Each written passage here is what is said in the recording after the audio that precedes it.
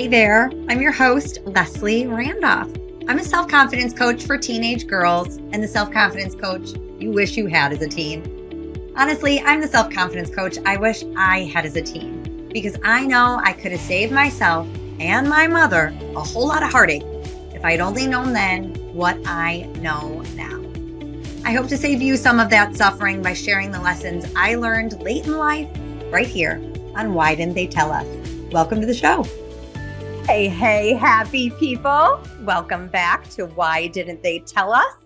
I'm your host, Leslie Randolph. And when I'm not here sharing the lessons I learned late in life or over on social as the Coach Chronicles, you will find me coaching teenage girls and teaching them the skill of cultivating confidence.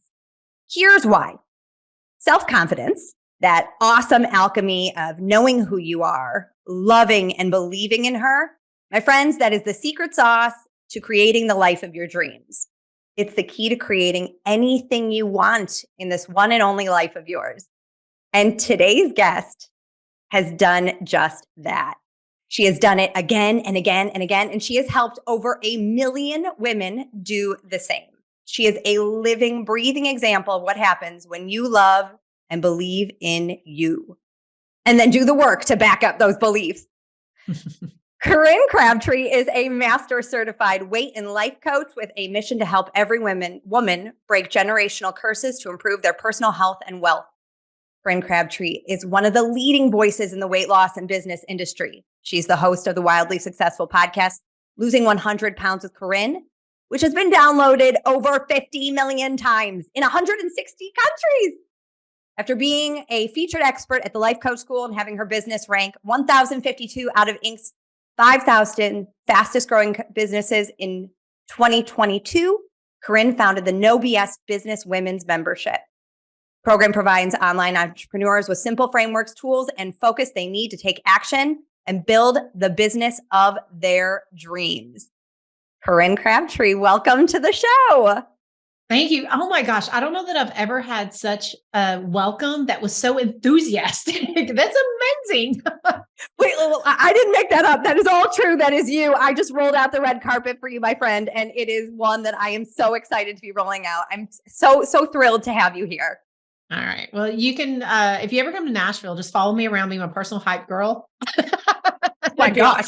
You know what's so funny you say that is I often describe myself when people are like, well, what do you do? I'm like, I'm a professional cheerleader for humans. That's what I do. So I will gladly take your wing woman hype girl any day. That'd be awesome. So you guys, I know that bio was a lot. But I want to get into kind of like your why and the story of how you got to be that woman that I just described. So tell us a little bit about your story and your background. Yeah. So when I was a kid growing up, I was really overweight. So my mom was 17 when she had me. And then she had my little brother at 19. And by 21, she was divorced. So it was just the three of us. We had to do like most families when you're young and you got two little kids. It was just a rough time. She worked minimum wage jobs. She did all the things. And while she was trying to create just a safe life for us, I developed a lot of terrible eating habits. We ate at drive-thrus because we were always on the way to another job. Like we were going from babysitter to babysitter and swinging by home, and she never had the energy to cook. So I literally grew up at Hardee's, McDonald's, and KFC. Like those were the big three in the small town that I lived in. And we would rotate those three things. Then we got to where when I moved to Nashville, when I was born in Alabama at 9, we moved to Nashville and my weight started coming on. We were still broke, but we also lived with my grandparents, and my grandfather had retired on disability. And so every day he made us hamburgers for breakfast, and like whatever we wanted, he would just make it. Well, I was just eating all the time. Gained a lot of weight at 9, never looked back, really struggled with my weight all my life. And then in my 30s, had like a come to Jesus moment. It was, I was sitting on a couch. I had a 1-year-old. He wanted to play. and it was 10 o'clock in the morning and I didn't have the energy to play with him. I was well over 250 pounds, total postpartum depression, all the things. And that was the day that I was like, I don't know what I'm going to do, but I'm going to figure this out. And in that moment, I decided I wanted to not only lose weight, but I did not want to do a diet, that I could not put myself in a position to fail because I knew for me, it was like, whatever you do every single day, it's got to be something that you won't not do. So I just made really small changes. And over 18 months, I lost 100 pounds. I had reinvented my life. And I tell people this all the time. It's not what I did to lose weight. It was that inner transformation that I was doing that made all the difference this time. I had lost 75 pounds like it was a job several times through my 20s, through starving and pills and you name it, I did it. Like Weight Watchers. I was like a card carrying Weight Watcher member for, I think my first Weight Watchers experience, I was 11. And then, I'd go back to the well, just like every woman when you hit rock bottom. And so I just did small changes, but I was cheerleading myself. When you talk about being a hype girl and a cheerleader and stuff, new Corinne is like, we're going to keep going. New Corinne doesn't think things aren't good enough. Like I was literally constantly talking to myself about how new Corinne was going to think about this situation. And that was really what happened at the end. I felt good about myself. I had learned how to be a cheerleader. I had learned how to be the motivator. I had learned how to be the person who comforted myself when I felt terrible. And that was what made me feel so good at the end. And I knew I wanted to teach other women how to do the exact same thing. Yeah. Yeah. Because I said in your intro that you are this living, breathing example of loving and believing in yourself. But that wasn't always the reality for you, right? Like that was that was a skill you had learned. I had to develop it. Like when I started high school, I had a really tough time. Like I had been really bullied in middle school and I went to Catholic school. So you go K through 8 to one school, and then you go to a high school where you're mixed with everyone from all the Catholic schools. And it's like starting over. I had a ton of social anxiety. I didn't know what was going to happen. I developed IBS. I developed an ulcer. Like I had a really tough time. And then I developed depression. And by the time I was 17, I attempted to take my life, was in a hospital for 2 weeks. They let me out just to graduate high school. I attempted suicide on Mother's Day of 92. And I had to get a signed pass from my doctor just to go to my own high school graduation so that I could complete high school. So I definitely was not, I was not born confident. I was not born as a self-compassionate person, a self-love advocate, none of that. Like I literally, through my weight loss and my maintenance journey, because I've had my weight off for over 15 years now, it has been an evolution the whole time. It's been, and I tell people this all the time, it doesn't matter if you can have self-love right now. The real thing is, are you willing to learn? That's the difference maker. And I think I was just in a position, I knew when I was sitting on that couch that day, it was the closest I ever came to being in the same spot that I was at 17. And now I had a child. At 17, you're just thinking, you don't have a lot on the line. When you're 30 and you're married, and I had a great husband, like I still have him. I talk about him like he's in the past. Same man, same great dude. But I also had this kid, and the stakes were higher. And in that moment, I knew it was like, I got to get my crap together. Like, we're at a crossroads and I know where this road's going. And that's when I was like, the only way I'm going to lose weight, set myself up for small wins so that I could easily talk to myself better and better every single day. I knew how important that was going to be. So for me, it's like, I just try to tell everybody, it's a skill we develop. We are, women, honestly, we're not taught it. No one tells us. It's not modeled for us very often. I mean, nowadays we all talk about it, but you got to imagine most of us are walking around as the walking wounded of decades of never hearing this stuff. And then we get mad at our moms. I'm like, they didn't get this either. Why are we mad at her? She didn't know no better. Right, right. Yeah, Yeah. I often say, the reason I'm so passionate about coaching teenage girls is because by the time you're us, it's all this like reprogramming of our brains and reprogramming that thinking versus like getting in at the ground level of belief systems that like, no, you are worthy. You are amazing. You are lovable just because you're you. And Right. that they have that skill at the beginning, right? Versus Exactly. us undoing. And then going down the road of blaming mom. Right. I did that for a while. And I was just like, I really started pulling apart, for a long time. Like I had transitioned to talking better about myself, but I was hanging on to anger that I had to do that for myself as if she should have known better. She should have done better. Like and it really hurt our relationship for a long time. And then, when I became a coach, that's when I really decided, because I lost my weight before I became a coach. I lost my weight. I finished in 2007 and started my business. And I didn't even become, like I didn't even get into self-development and coaching until 2015. I was just somehow, by the grace of God, figuring this out just naturally. And then when I got into coaching, I was like, I really need to work on this thing about my mom. I'm sitting here blaming. It's like I feel good about myself and then I feel disgusted about this. And I realized I don't want to, that's not the relationship I want with her.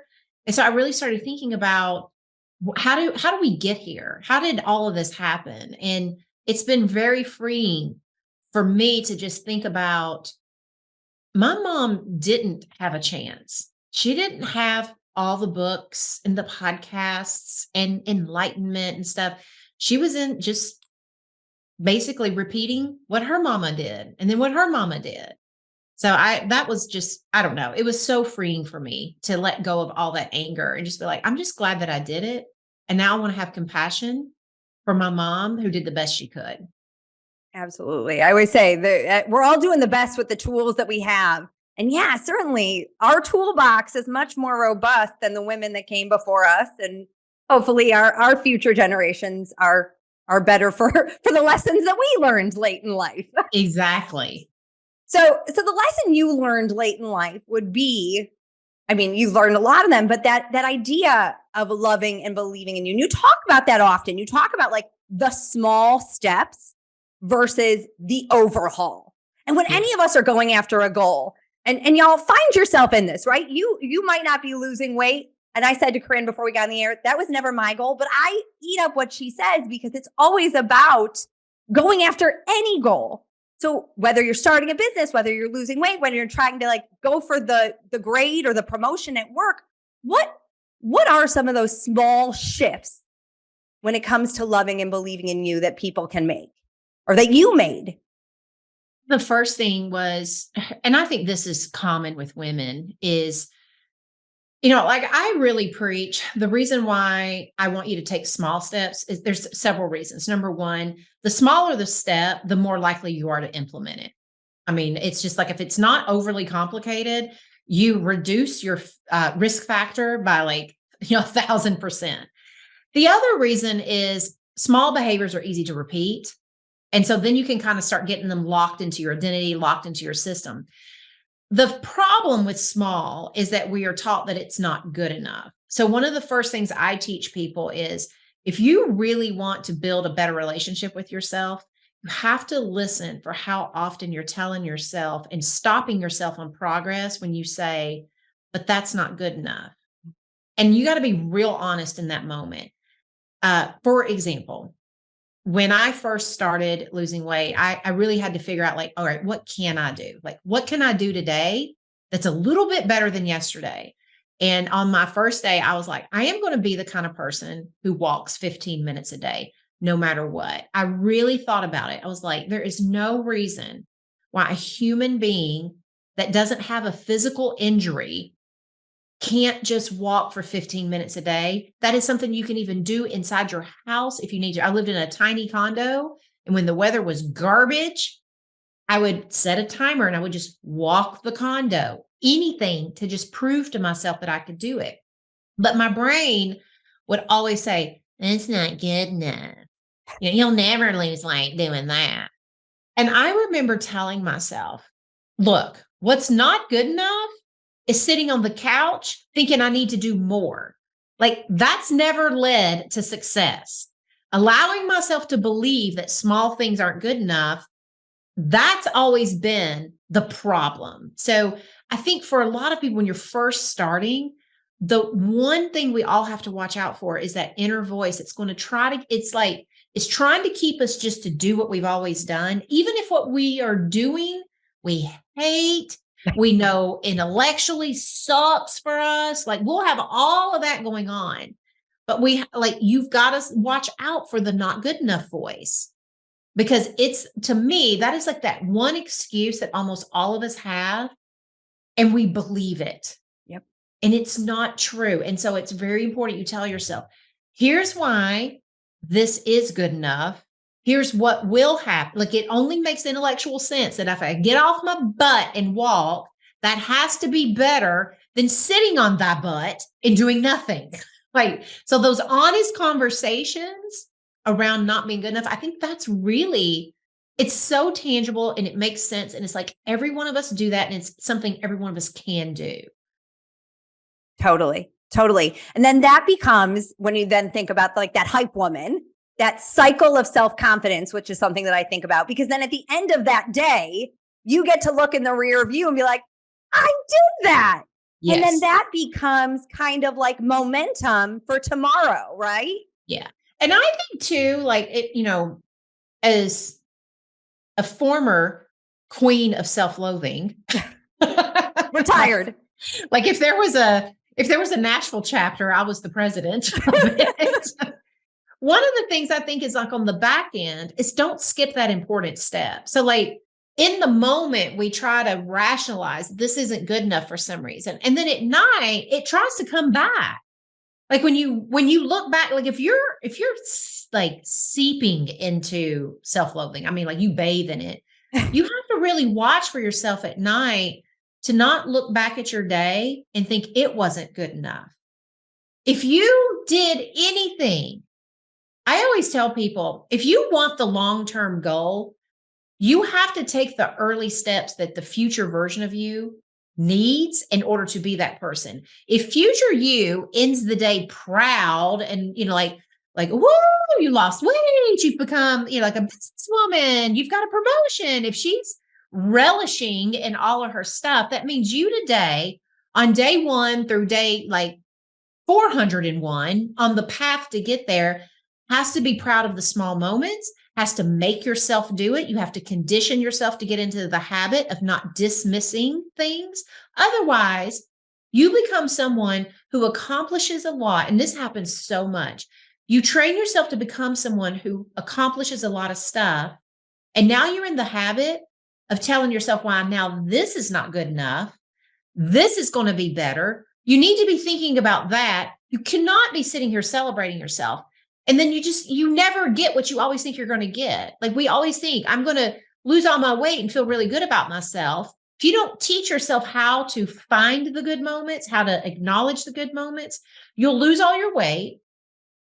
You'll be proud for a little bit. And then the next thing you know, you're into this like, yeah, but I didn't fix this. Yeah, but my butt still sags. You will find things that you still need to fix before you get to feel really good. So you'll stay stuck in that low energy. Yeah. And that's the antithesis of what we're talking about, that loving and believing in you. That's where you just like drain that well. Yeah. And you just said something that was so important. And I know it was a key to all your success, was this idea of the future you. And you talk a lot about old Corinne thinking and new Corinne thinking. And I venture just from following you, but you dig into it deeper. New Corinne thinking came before new Corinne. Oh yeah, for sure. Like for me, like when, and I always go back to these moments when I was losing weight, because I think it's the easiest to understand. God bless you that you never had to lose the weight. Well, that's go because ahead. I was born with a different burden. And that was that in my house, it was like, you just be skinny. Like you have to be.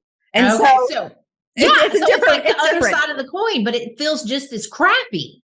Oh yeah. So for me, when I was losing weight, there was this one day where I had, and I'm going to tell you, I was reinventing myself like a boss. So I started well over 250 and had a brother that played all the sports. My best friend was a runner. Like everybody around me exercised but me. And I wanted to so bad. I remember being in elementary school and the PE teacher saying, I'm going to just set you on the bench because no one's going to pick you. And I don't want to put the kids in a position to have to pick you. And so all this was just overweight. So when I got started on my weight loss journey, I was like, something that was so important to me was I am going to be an adult athlete. Like I'm going to figure out how to do things. Like I'm going to end up running, like all this junk. Well, I was training for a triathlon. I'd lost about 50 pounds and I was hovering over 200. And when you weigh over 200, you want to be under 2. We call it entering Wonderland. It even has a name. Like it's just, we all fantasize about it.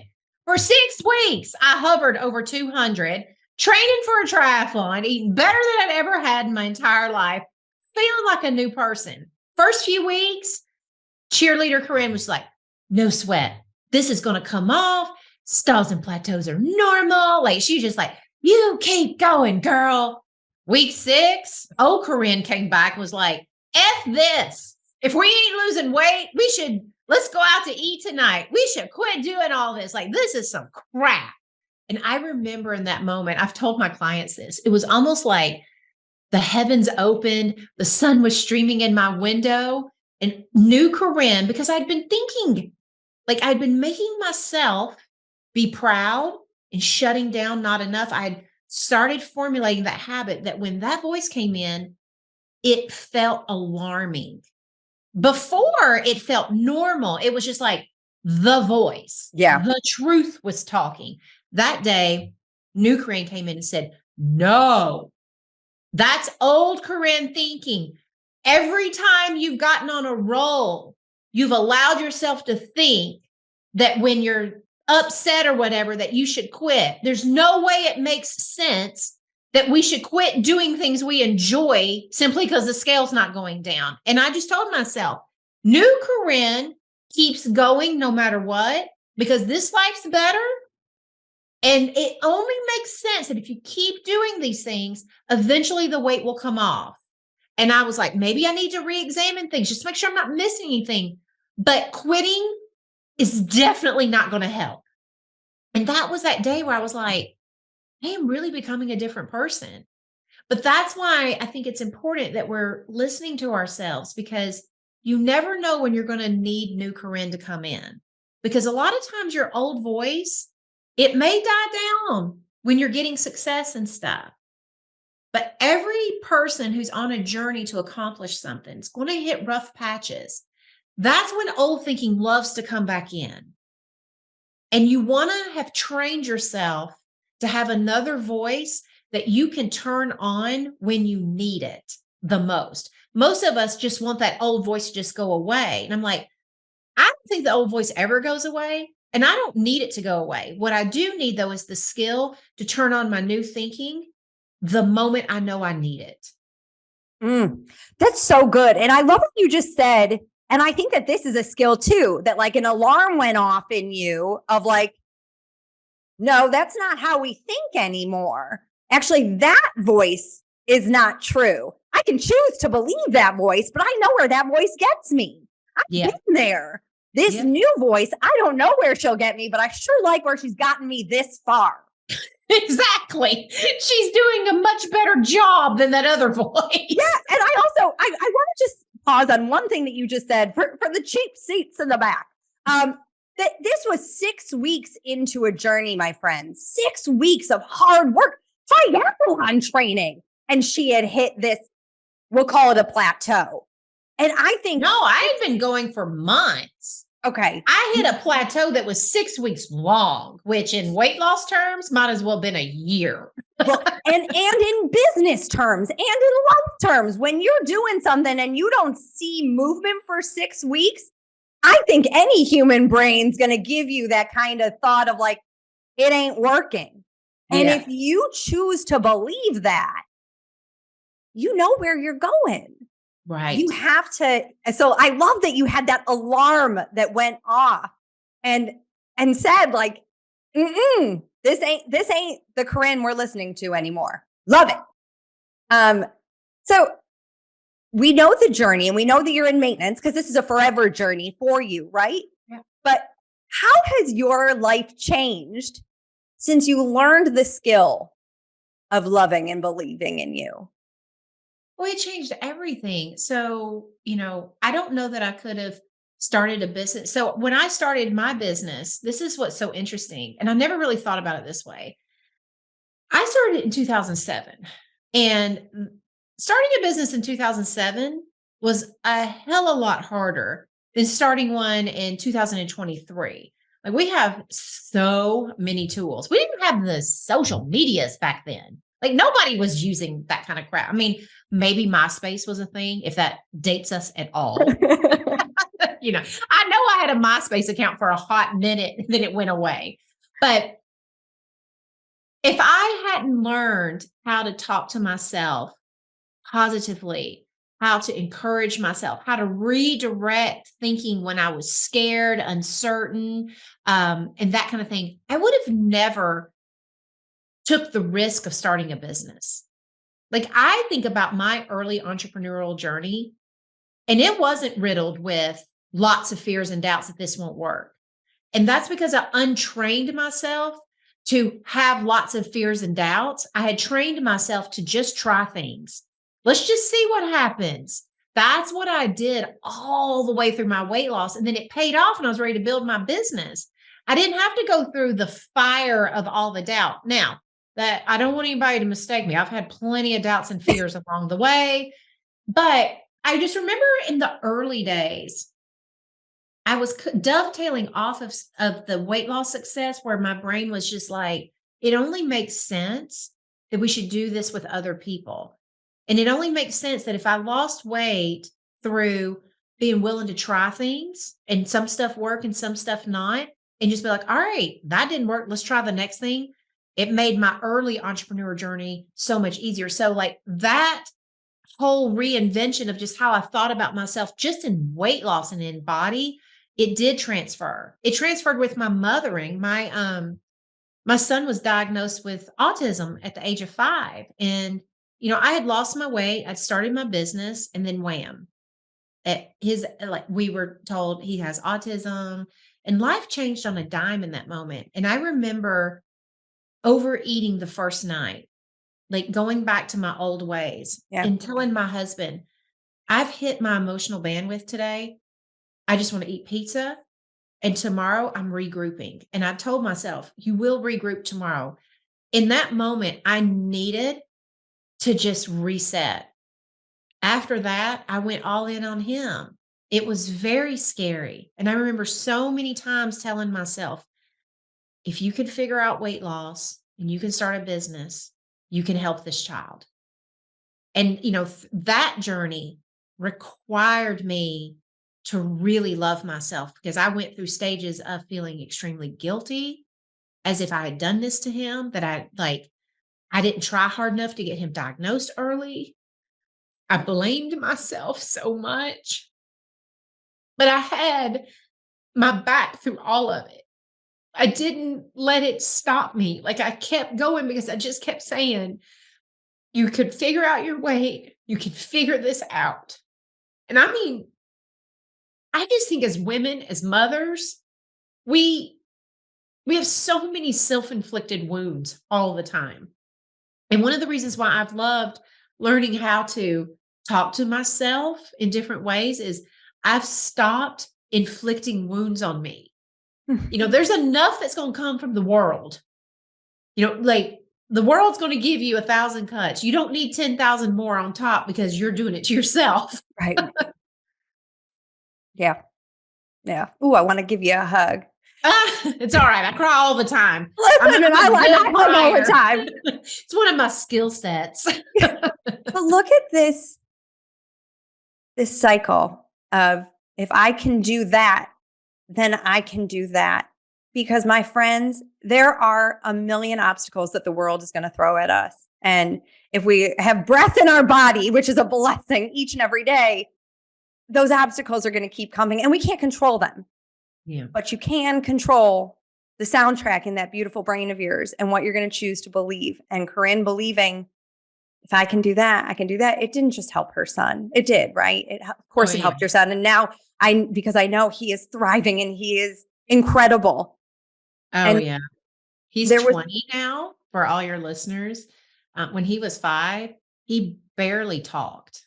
And like, he always had the capacity to say words, but he didn't know how to communicate. So like, our form of autism is different, where he wasn't without language. He was without like meaningful communication, being able to sequence a story and things like that. He spent years and years. I remember him sitting in the floor every day after school.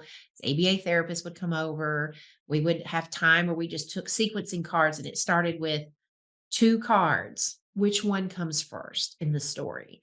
And now he writes, he's a coder. He smart as a freaking whip. He can tell you anything you need to know about world history, world politics, the universe, and just, he's a great kid. You know, and me back then, I didn't know what was going to happen. You talk about uncertain. There was no way to predict what would ever happen, but we just kept putting one foot in front of the other with him and telling ourselves, like, I've always felt like we were supposed to have him. My husband and I have always been real givers. We will do anything for anyone. We're very determined individuals. And I just know we were given him he was given to us for a reason, because like God knew we would sort this out. And you did. And then just to underscore that point, he started with 2 cards, 2 cards, small steps, guys. And now at 20, a coder. I mean, it's just incredible. I know. I'm looking at the time. All right, we're going to keep going here. Corinne, loving and believing in yourself. It is a skill, but it takes time. So what suggestions do you have for my lovely listeners of like what you start doing and what you stop doing to cultivate that skill of loving and believing in you? I think the first thing you have to start doing is, and this is the most painful part to love yourself, you have to start listening to the voice that doesn't love you. And I want to tell you all this, and this will help you with this step, which is, all of us have a voice inside of us that sounds like it doesn't love us. And this is the important part. It sounds like it doesn't, because it talks to us like a jerk. It's a shrill. It may sound like our mother at times. Like, it's got all the things. I really do believe that every thought and every feeling has an intentional, loving, real reason why it's there. It's just over time that voice has taken on like a sound or a method or a way of communicating that feels really bad. When you are willing to really listen to it, then you can start finding like, what are the hidden meanings behind it? So when, like inside my membership, I talk about the 4 N's, and this is what this is about. Like, how do you change a thought? So the first one is, you have to notice. So you've got to be really willing to listen to all of it, because you don't want to miss some of them, and you don't want to ignore some of them. Whether you decide to pay attention to those thoughts or not, they're there, and they're creating energy in you, and they're subconsciously driving you to do things. So it's really important that you be okay with listening. The second N is called normalizing. And to me, this is the most important step of all. This is where we simply look at a thought or a feeling, and we talk to ourselves about why this is normal. Why might I think this? If it was trying to tell me something beneficial, what does it really mean? Where did it start, or where did I hear this from? Those are all really good questions to ask when you're normalizing thoughts. I wish more people would spend time listening and really just kind of understanding what these thoughts are versus just like, I hear a bad thought, I need a good one. Because the normalizing is where you make peace with anything that your brain has to offer. This is where, like, you and old Corinne, rather than being adversaries, you're now working together to become the new Corinne. So we all are going to work in concert. The third end is just neutralize. So once you have, bathed in the normalizing part, most people feel so much better there. They don't actually have to change a lot of their thinking. It kind of just organically happens. But if you got one that keeps coming back over and over again, neutralizing is where now we're just going to make it really factual. It's like, okay, I get that my brain says this story or creates this thought. And this is why I know this is normal and not such a big deal. But here's really the only thing that's happening.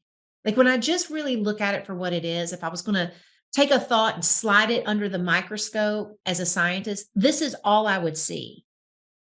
Then the last step is the next best thought or action.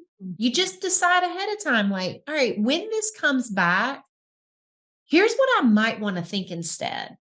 And you make it accessible and tangible. And I tell my clients this all the time. Your old crappy thoughts will always feel true. So just like, that's not a problem. Just because something feels true doesn't make it the truth. It just feels true to you. So when we do the next best thought, do not stop coming up with ideas until something actually feels true. You need it to feel true. Otherwise, if you're just trying to slap better thoughts on top of your old stuff that don't feel true, truth will always win out.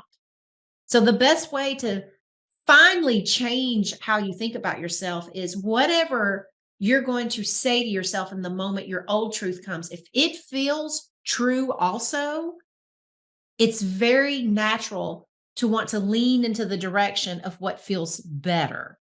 Then your brain gets a little dopamine. It's like, oh, there's such a better way to think about it. That feels a little better. Maybe I'll just start thinking that. That feels true. It will, like, eventually rewire you and reprogram you. Yeah.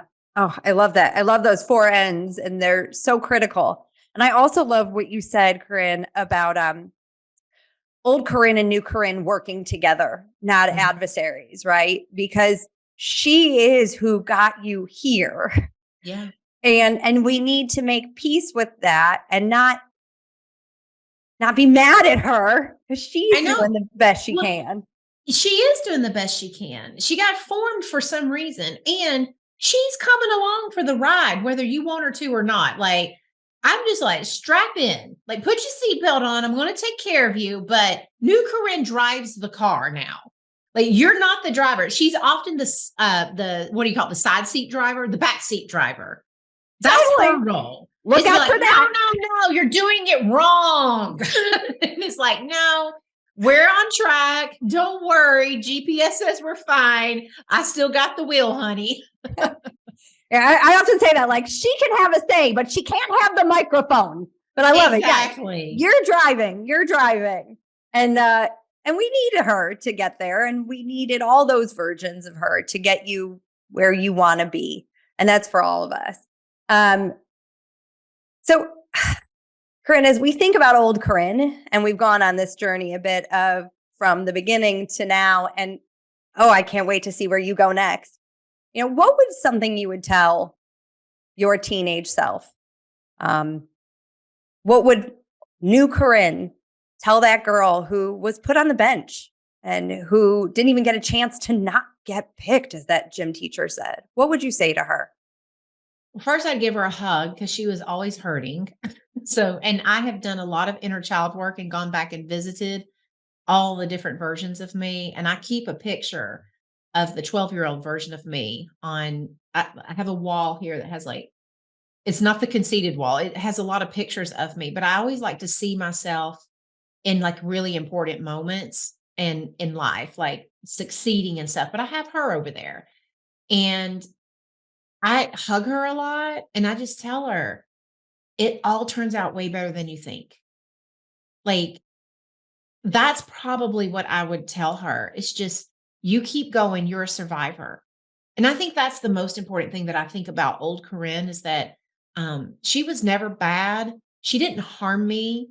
She hasn't done anything to me today. She was surviving all these things and literally doing the best she can to get to the next day, to the next milestone, to the next thing.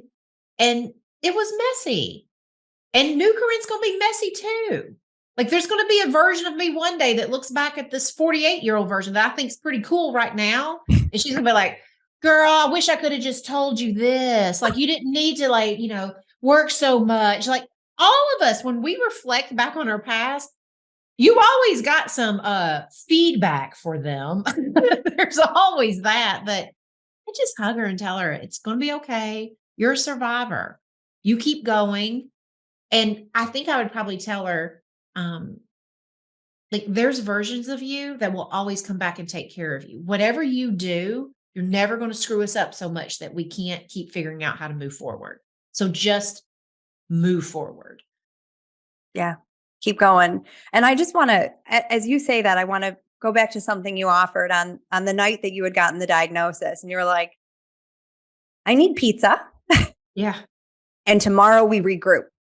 Mm-hmm. And so I want to say that to anyone who has been where Corinne has been, whether it was the 17-year-old that was hurting so badly, she didn't think she could keep going, or when you get devastating news and think, I don't know if I can keep going, just keep going. Yeah. Look to tomorrow, because you might turn out like new Corinne, changing millions of people's lives. And so I am so thankful to that version of you, to this version of you. I said to Corinne before we got on, I don't know if I said it also, like, weight loss wasn't my message, but loving and believing in you to create the life you want, that is always something that I will listen to. So my friends, please find Corinne. You can find her on Facebook. All these notes will be in the show notes of the show. But you can find her and just get this dose of love and belief and so many tips to apply it in your own life for whatever it is you're going through.